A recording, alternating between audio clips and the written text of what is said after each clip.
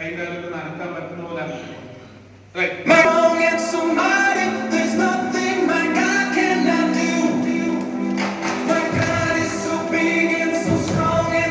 മനുഷ്യന് ശരീരത്തിനും ആത്മാവിനും ആവശ്യത്തിൽ കൂടുതൽ കിട്ടുമ്പോൾ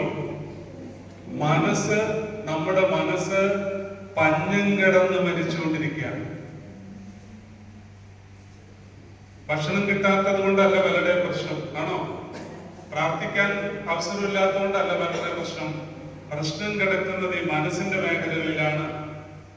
മനസ്സിന്റെ മേഖലകളിൽ ഭാരങ്ങൾ കിടക്കുന്നത് കൊണ്ട് നമ്മുടെ പലരുടെയും മനസ്സ്, ഞാൻ നേരത്തെ സൂചിപ്പിച്ചതുപോലെ, പഞ്ഞം കിടന്ന് മരിക്കുന്നത് കൊണ്ട് നമ്മുടെ ചിരി നിന്നുപോയി. നമ്മളൊരു തമാശ പറഞ്ഞിട്ട് തമാശ കേട്ടിട്ട് കാര്യത്തിലായി.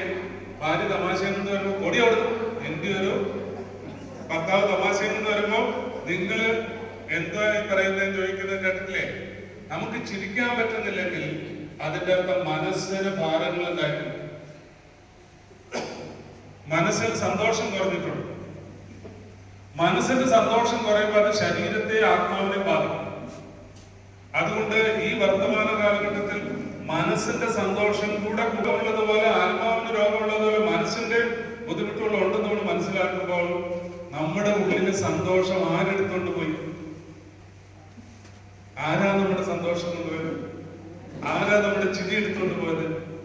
ആരാ നമ്മളോട് ചിരിക്കരുതെന്ന് പറഞ്ഞത്?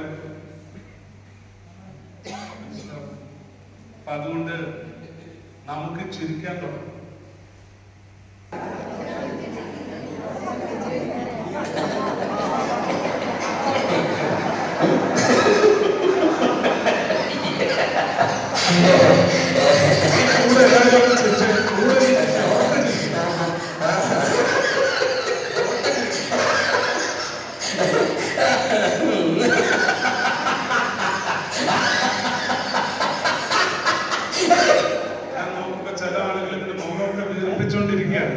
അതുകൊണ്ട് ശ്രദ്ധിച്ച് ആദ്യം തൊട്ട് ഞാൻ നിങ്ങളുടെ കൂടെ ചിരിക്കുകയാണ്, നിങ്ങൾ ചിരിക്കുകയാണ്, ഒരുമിച്ച് ചിരിക്കുക, ഉച്ചത്തിൽ ചിരിച്ചോളാം, കുലുങ്ങി ചുലുങ്ങി ഉറക്കെ ചിരിക്കുക കേട്ടോ.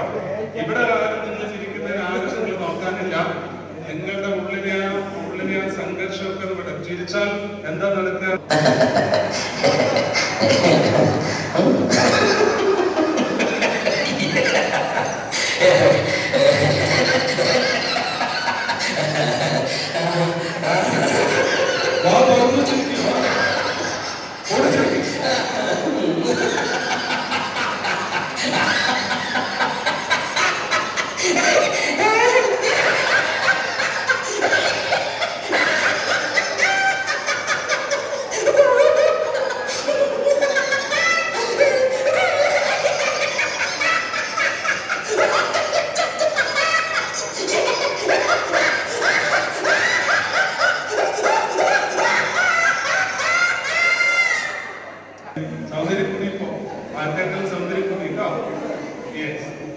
അപ്പോ നമുക്ക് മനസ്സിലാവുന്ന ഒരു കാര്യം, നമ്മുടെ മനസ്സിന് സന്തോഷം കിട്ടാതെ എന്റെ ഏതെങ്കിലും ഒരു സ്വഭാവം, ഞാൻ ആവർത്തിച്ച് പറയും, എന്റെ ഏതെങ്കിലും ഒരു സ്വഭാവം എന്റെ അനുദിന ജീവിതത്തെയോ മറ്റുള്ളവരുടെ അനുദിന ജീവിതത്തെയോ ഏതെങ്കിലും തരത്തിൽ ദുസ്സഹമാക്കുന്നുണ്ടോ എന്നാണ് ചോദ്യം.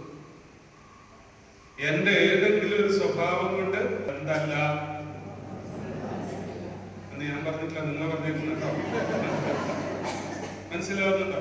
ഉദാഹരണത്തിന് ദേഷ്യം കൊണ്ട് നിയന്ത്രിക്കാൻ പറ്റാത്ത ഒരാൾ, അയാൾ നോർമൽ ആണോ അല്ല? സ്വന്തം ജീവിതവും മറ്റുള്ളവരുടെ ജീവിതവും ബുദ്ധിമുട്ടിലാണ്. ചിലത് പറയണത്, ഞാൻ അവരുടെ തലച്ചോറുള്ള എല്ലാവർക്കും എന്ത് വരാം? മനസ്സിലാവുന്നുണ്ടോ? നമുക്കൊക്കെ തലച്ചോറില്ലേ? ഉണ്ടോ? ഉണ്ട്. അപ്പൊ നമുക്കൊക്കെ എന്ത് വരാം? അതുകൊണ്ട് ഏതെങ്കിലും മാനസിക ആരോഗ്യ വിഷമങ്ങളുള്ള ആളുകൾ ഒരു തരത്തിൽ കുറ്റപ്പെടുത്തുകയോ ഒറ്റപ്പെടുത്തുകയോ ചെയ്യാൻ പാടില്ല. എന്റെ അടുത്ത് നിന്ന് നൂറുകണക്കിന് ആളുകൾ കൺസൾട്ട് ചെയ്യുമ്പോൾ എനിക്ക് മനസ്സിലാവുന്ന വരുന്നവരൊക്കെ ചിലപ്പോൾ ഇവരെ കുറ്റപ്പെടുത്തി സംസാരിക്കും. ഇത് ഒരേ കൂലി മറക്കണ്ട. ഒന്നും വൈകിട്ടൊന്നുമില്ല. നമ്മൾ തുടങ്ങണം. എനിക്ക് നിങ്ങളെ കണ്ടപ്പോൾ ആദ്യം എന്റെ മനസ്സിൽ എന്താണെന്നറിയോ? എനിക്ക് എന്റെ അപ്പനമ്മ മരിച്ചുപോയതാണ്. എനിക്ക് നിങ്ങളെ കണ്ടപ്പോൾ ആദ്യം എന്റെ മനസ്സിൽ വന്നത് എനിക്ക് എഴുന്നേറ്റ് നിങ്ങൾ സല്യൂട്ട് ചെയ്യണമെന്ന്. കാരണം എന്താണെന്നറിയോ?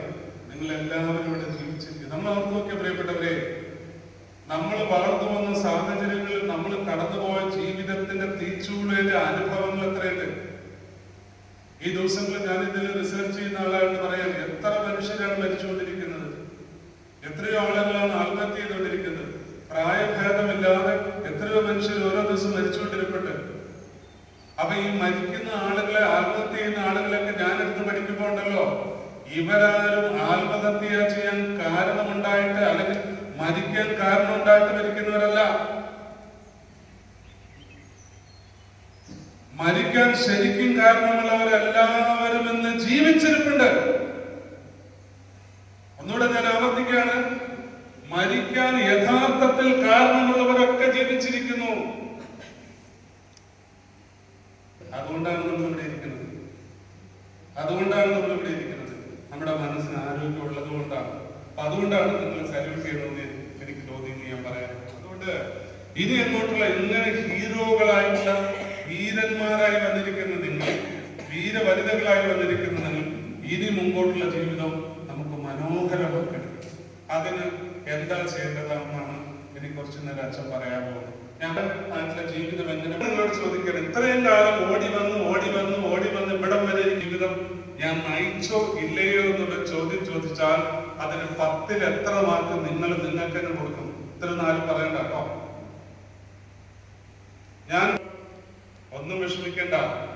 6 ആണെങ്കിൽ 6-ൽ നിന്ന് 7-ലേക്ക് കയറാനുള്ള എന്താണ് നമ്മൾ കണ്ടെത്തിയത്. കിട്ടിയോ? അതുകൊണ്ട് കഴിഞ്ഞ കാല ജീവിതത്തിലേക്ക് നോക്കി ഭാരപ്പെടുന്നത് വേണ്ട. ഇവിടെ നിന്ന് തുടങ്ങിയാൽ മുമ്പോട്ട് പോകാൻ പറ്റും. KFC എന്ന് പറയുന്നത് നിങ്ങൾ കേട്ടിട്ടുണ്ടോ? KFC എന്ന് പറയുന്ന സാധനം വഴിയരികിലൊക്കെ കണ്ടിട്ടുള്ള റെസ്റ്റോറന്റ് കെൻഡക്കി ഫ്രൈഡ് ചിക്കൻ എന്നാണ്. കെൻഡക്കി എന്ന സ്ഥലത്തിന്റെ പേരാണ്. ഞാൻ അവിടെ പോയിട്ടുണ്ട്. അയാൾ 68-ാമത്തെ വയസ്സിൽ മരിക്കാൻ തുടങ്ങിയ ആളാണ്. ഇന്ന് ലോകത്തിലെ നമ്പർ 1 റെസ്റ്റോറന്റ് ആണ് KFC. അവസാനിക്കുന്നു എന്ന് വിചാരിക്കുന്നിടത്ത് ആരംഭിക്കുകയാണ് പ്രിയപ്പെട്ടവരെ. അതുകൊണ്ട് നിങ്ങൾക്ക് 60 വയസ്സായി 70 വയസ്സായി 80 വയസ്സായി എന്നുള്ള പ്രശ്നമല്ല. ഞാൻ ഓർക്കുന്നുണ്ട്, 81 വയസ്സുള്ള ഒരു സ്റ്റുഡന്റ് എന്റെ MSc ക്ലാസ്സിൽ ചേർന്നിട്ടുണ്ട്. ഇപ്പൊ വയസ്സ് എത്രയാ? എല്ലാവരും ചോദിക്കുക, ഇയാൾ ഈ വയസ്സാം കാലത്ത്? ഞാൻ അയാൾക്ക് സല്യൂട്ട് കൊടുത്തു. 81-ാമത്തെ വയസ്സില് ഒരു MSc പഠിക്കാൻ വേണ്ടി അയാൾ പറഞ്ഞെങ്കിൽ അയാളുടെ മനസ്സിന്റെ വലുപ്പം എത്രയെന്ന് ആലോചിച്ച് നോക്കി. പ്രായമായവര് തീരുമാനങ്ങൾ എടുക്കാനും കാര്യങ്ങളൊന്നും കൈകാര്യം ചെയ്യാൻ, സ്വന്തമായിട്ടുള്ള കാര്യങ്ങളൊന്നും കൈകാര്യം ചെയ്യാൻ കഴിവില്ലാത്തവരാണ്. ഇത് ശരിയാണോ തെറ്റാണോ?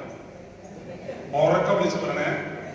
എന്നോട് മാത്രം, ഈ ലോകത്തോട് മുഴുവൻ, നിങ്ങളുടെ വീട്ടിലുള്ളവരോട്, ഈ നാട്ടിലുള്ള മുഴുവൻ വിളിച്ചു പറയണം. എന്താ? ഒന്നുകൂടെ ചോദ്യം മനസ്സിലാവണം, ഒന്നുകൂടെ പറയണം. പ്രായമായവര് എന്താ പറയാ, അവര് ഏകാന്തരും ഒട്ടും സന്തോഷമില്ലാത്തവരാണ്. ശരിയാണോ തെറ്റാണോ? ഉറക്കം വിളിച്ചു പറ. വിരമിച്ചു കഴിഞ്ഞാൽ ജീവിതം അവസാനിക്കും. ശരിയാണോ തെറ്റാണോ? തെറ്റാണ് അല്ലേ? ഞാന് താമരശ്ശേരി അച്ഛനാണ്. 2 കാര്യങ്ങളാണ്. ഒന്ന്, അർത്ഥപൂർണമായ ഒരു ജീവിതം ഞാൻ നയിച്ചിരിക്കുന്നുവെന്ന് എന്റെ മനസ്സ് പറയുന്നുണ്ടോ? അതായത് നമ്മൾ നോക്കുമ്പോ ഒരാൾ കഴിഞ്ഞ കാല ജീവിതത്തിലേക്ക് തിരിഞ്ഞു നോക്കുമ്പോൾ ഒരു മീനിങ്ഫുൾ ആയിട്ടുള്ള ഒരു ജീവിതം എനിക്ക് നയിക്കാൻ പറ്റുമോ?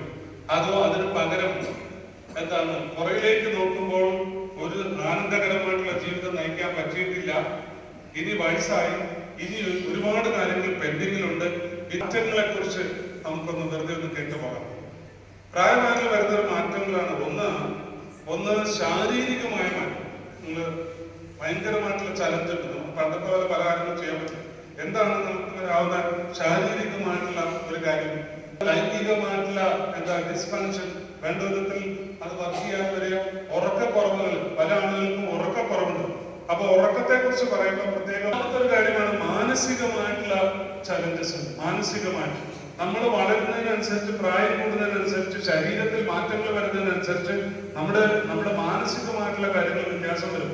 നിങ്ങളോട് 3 വട്ടം പറയണം, താക്കോല് ഞാൻ മേശപ്പുറത്ത് വെച്ചിട്ടുണ്ട്, താക്കോല് മേശപ്പുറത്ത് വെച്ചിട്ടുണ്ട്, താക്കോല് മേശപ്പുറത്ത് വെച്ചിട്ടുണ്ട്. 3 പ്രാവശ്യം പറയണം. ശരിയോ? എന്നിട്ട് നിങ്ങൾ പ്രാക്ടീസ് ചെയ്ത് നോക്കിയേ. അപ്പൊ എവിടെയാ താക്കോല് ആലോചിക്കുന്നത് മേശപ്പുറത്ത് വെച്ചിട്ടുണ്ട് ഉണ്ടോ? അപ്പൊ ഒരു ചാല് ഒരു ഡെവലപ്പ് ചെയ്ത് കൃത്യമായിട്ട് എന്ത് കാര്യം ആയിക്കോട്ടെ അങ്ങനെ ഒരു ട്രാക്ക് ഡെവലപ്പ് ചെയ്താൽ ഈ എലിച്ചാലെന്ന് കേട്ടിട്ടുണ്ടോ? ആനച്ചാലെന്ന് കേട്ടോ? ആന പറഞ്ഞ ചാലില്ലേ, പന്നിയൊക്കെ പോകുന്ന റൂട്ടില്ലേ, ആ റൂട്ട് പോലെ നമ്മുടെ റൂട്ട് നമ്മൾ വിട്ടു. മനസ്സിലാവുന്നുണ്ടോ? അപ്പൊ ഓർമ്മ കുറവുള്ള ആളുകൾ അതൊക്കെ പിന്നെ ചിലത് കൺഫ്യൂഷനാണ്, എന്താ ചെയ്യേണ്ടതെന്ന് അറിയത്തില്ല. നമുക്കുള്ള പേടികൾ എന്തൊക്കെയാണെന്ന് ആലോചിച്ച് നോക്കി. എന്തൊക്കെ പേടികൾ? ചിലർക്ക് മരണഭയം, മരിച്ചു പോവോ? മരണഭയല്ലേ? ചിലപ്പോ നമ്മുടെ വീട്ടിലൊക്കെ ചിലപ്പോ നമ്മളോട് ചില അതിക്രമങ്ങളൊക്കെ നടക്കാം. പ്രായമായവർ, ഡൊമസ്റ്റിക് വയലൻസ്, പ്രായമായവരെ ഒരു തരത്തിലും മറ്റാളുകൾ ബുദ്ധിമുട്ടിക്കാൻ പാടില്ല. അവരെ തല്ലുക, അവരെ ഉപദ്രവിക്കുക, പട്ടിണി വിടുക, വസ്ത്രം കൊടുക്കാതിരിക്കുക, ഭക്ഷണം കൊടുക്കാതിരിക്കുക, വേണ്ട ട്രീറ്റ്മെന്റ്, അതൊക്കെ ഏറ്റവും വലിയ നമ്മൾ നോക്കുമ്പോൾ ചിലപ്പോഴൊക്കെ നമുക്ക് അങ്ങനത്തെ സാഹചര്യങ്ങൾ ഉണ്ടായിട്ടുണ്ടെന്നത്. അങ്ങനെയൊക്കെയുള്ള ആളുകൾ സഹായം തരണം. ഇതുപോലുള്ള ഗ്രൂപ്പുകളിലൊക്കെ സഹായം തരണം. ഡൊമസ്റ്റിക് വയലൻസ്, വീട്ടിൽ തന്നെ അതിക്രമങ്ങൾ, മുതിർന്നവരോട് പ്രായമായവരോട് അതിക്രമങ്ങളൊക്കെ ഉണ്ടെങ്കിൽ അങ്ങനെയുള്ള കാര്യങ്ങളൊക്കെ നിങ്ങൾ മനസ്സിലാക്കണം. ശാരീരികമായിട്ട് ഉപദ്രവം ഉണ്ടാവും, വാക്കുകളിലൂടെ ഉണ്ടാവും, മാനസികമായിട്ടുണ്ടാവും, ലൈംഗികമായ പീഡനം ഉണ്ടാവും, സാമ്പത്തികമായിട്ടുള്ള ദുരുപയോഗം ഉണ്ടാവും. ഇതൊക്കെ പ്രായമാർക്ക് വരാം. അതിന് നമുക്ക് പ്രായമായവർക്കുള്ള ചില കാര്യങ്ങളാണ് ഞാൻ നേരത്തെ സൂചിപ്പിച്ച പോലെ. ഒന്ന്, ഓർമ്മകൾ കുറഞ്ഞു പോയിരിക്കുകയാണ്. വെറുതെ ഓർത്ത് നോക്കി, കുട്ടിക്കാലത്തിലേക്കൊന്ന് പോയി, കുഞ്ഞുനാളിലേക്ക് പോയി, എത്ര വയസ്സിലുള്ള ഓർമ്മയുണ്ട്?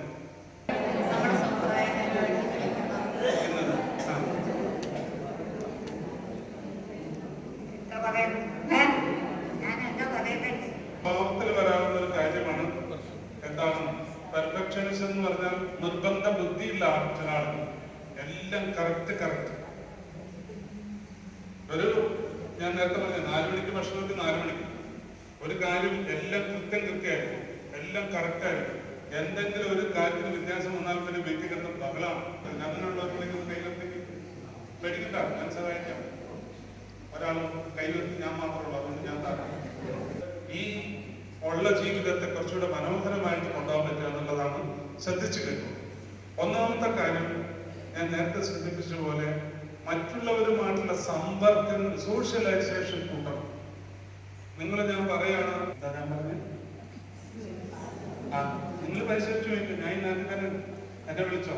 കുറഞ്ഞിട്ടില്ലെങ്കിൽ എന്നെ വിളിച്ചു, ഞാൻ പറയാനായിട്ട്. അപ്പോ നിങ്ങൾ എന്താ ചെയ്യേണ്ടത്? ഒന്ന്, വീട്ടിന്റെ അകത്ത് ഇരിക്കാതെ രാത്രി ഉറങ്ങാൻ വേണ്ടി മാത്രം ബെഡിലേക്ക് പോവാം. കാലത്ത് എഴുന്നേറ്റ് പോന്നു കഴിഞ്ഞാൽ പിന്നെ ഉറങ്ങാൻ വേണ്ടി മാത്രമേ പോകാവുള്ളൂ. ബാക്കി സമയം എൻഗേജ്ഡ് ആയിട്ട് എന്ത് ചെയ്യണം? ഒന്ന്, മനുഷ്യരുമായിട്ട് സംസാരിക്കുക. അവിടെ വീട്ടിലിരിക്കുന്നവര് അങ്ങാടിയിലൊക്കെ പോയി, ഇവിടെ അങ്ങാടികളൊക്കെ ഉണ്ടെങ്കിൽ വർത്താനം പറയാൻ പറ്റുന്ന ഏതെങ്കിലുമൊക്കെ അങ്ങനെയുള്ള സ്ഥലത്തിലേക്കൊക്കെ ഏറ്റുമാനം പിടിക്കും. ഇതുവരെ ജീവിച്ചതിന്റെ ആ ആനന്ദം എനിക്കുണ്ടാകാൻ വളരെ പ്രധാനപ്പെട്ട കാര്യമാണ്. അപ്പൊ നമ്മുടെ ലൈഫില് ഓരോ കാര്യങ്ങൾ എടുത്തു. അപ്പൊ ഇനിയാണെങ്കിലും നമ്മൾ ചെയ്യുന്ന പല കാര്യങ്ങളിലൂടെ നമ്മുടെ ലൈഫിന്റെ അർത്ഥം നമുക്ക് കണ്ടുപിടിക്കണം. അതായിട്ട് ചില കാര്യങ്ങൾ പറയാണ്. അതിൽ നോട്ടും ബലക്കെട്ടി മാർക്ക് ചെയ്തു കേട്ടോ. ഒരുപാട് ഗുണം ചെയ്യും. ഒന്നാമത്തെ കാര്യം, നിങ്ങൾക്ക് ചെയ്യാവുന്ന ഒരു കാര്യം എന്താണെന്നറിയാമോ? ഒരു വലിയ മലയാളം എഴുതാന്നറിയാലോ? അറിയാവുന്ന ഭാഷ എന്തെങ്കിലും ഉണ്ടല്ലോ? ആ ചിലർക്ക് എഴുതാനുള്ള ടെൻഡൻസിക്ക് നിന്നുകൊണ്ടോ എഴുതാൻ കഴിയുന്നത്. അതുകൊണ്ട് എന്താ ചെയ്യേണ്ടത്? എഴുതാൻ കഴിവുള്ളവര് നിങ്ങളൊരു ബുക്ക് വാങ്ങിയിട്ട്, ഞാൻ ആദ്യം പറഞ്ഞ പോലെ കുട്ടിക്കാലം തൊട്ടുള്ള ഓർമ്മകൾ ഒരു ബുക്കിലേക്ക് എഴുതും. ഡേറ്റ് ഓർമ്മയുണ്ടെങ്കിൽ എഴുതാൻ നിങ്ങളൊന്നും ആവശ്യമില്ല, എഴുതിക്കൊണ്ടേയിരിക്കും. അതാണ് ജേർണലിംഗ്. മനസ്സിലാവുന്നുണ്ടോ? അപ്പൊ നമ്മൾ ഓർത്ത് നോക്കി, ഉദാഹരണത്തിന് ജനിച്ച വർഷം 1960 ആണെന്ന് ചോദിച്ചോ.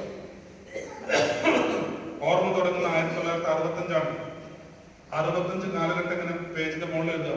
1965 ജൂൺ മാസം 20-ാം തീയതി ഇന്ന് തൊട്ട് പോയി പിള്ളേരോടോ അല്ലെങ്കിൽ നിങ്ങളെ പോകുമ്പോൾ അങ്ങാടി വലിയ ബുക്ക് വാങ്ങിക്കൊണ്ട് പോവുക.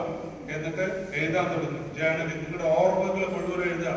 എഴുതി കഴിയുമ്പോൾ നിങ്ങൾക്ക് എത്ര വയസ്സ് കുറയുമെന്ന് ഞാൻ പറഞ്ഞ എന്തായാലും ഉറപ്പില്ലാത്ത. ഓക്കെ, രണ്ടാമത്തെ കാര്യം, നിങ്ങളുടെ എന്തെങ്കിലും വസ്തുവകകളോ മറ്റു കാര്യങ്ങളോ കൊടുക്കേണ്ടവർക്ക് കൊടുക്കോ, എഴുതേണ്ടവർക്ക് എഴുതുകയോ എന്തെങ്കിലും ഉണ്ടെങ്കിൽ അതൊക്കെ ഇതിന്റെ ഭാഗമായിട്ട് ചെയ്യും.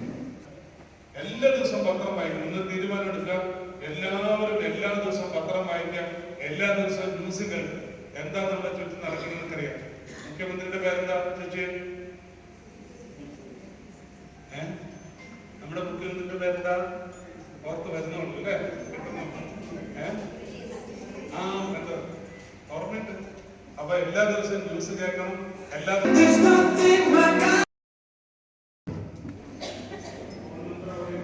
ഫോൺ നമ്പർ അവിടെ ഇട്ടിട്ടുണ്ട്.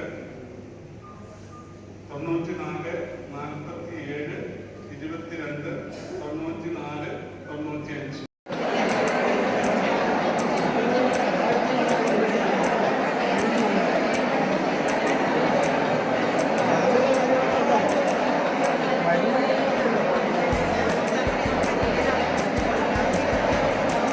ഹലോ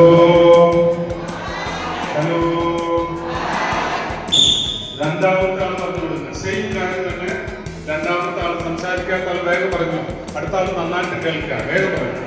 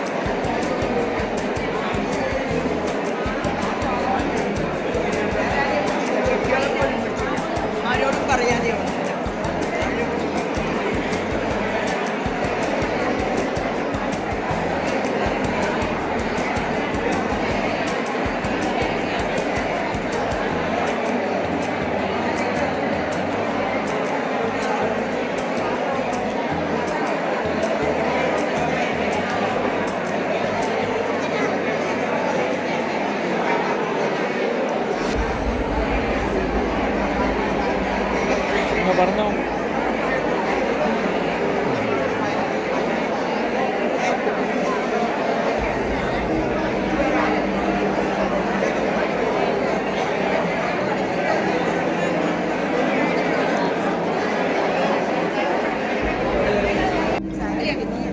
ചായ കുടിക്കട്ടെ.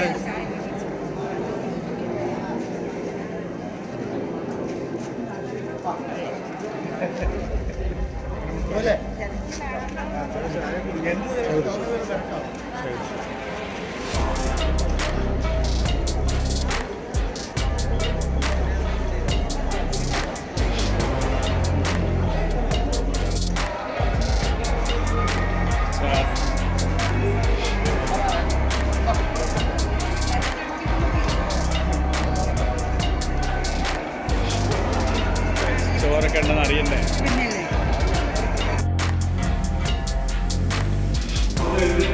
അതോട്ടയില്ലേ എല്ലാവരും ചെറിയ ഒരു എന്തൊക്കെയോ ഒരു കെട്ടുപാടൊക്കെ ഇരിക്കുന്നത് എനിക്ക് തോന്നുന്നത്.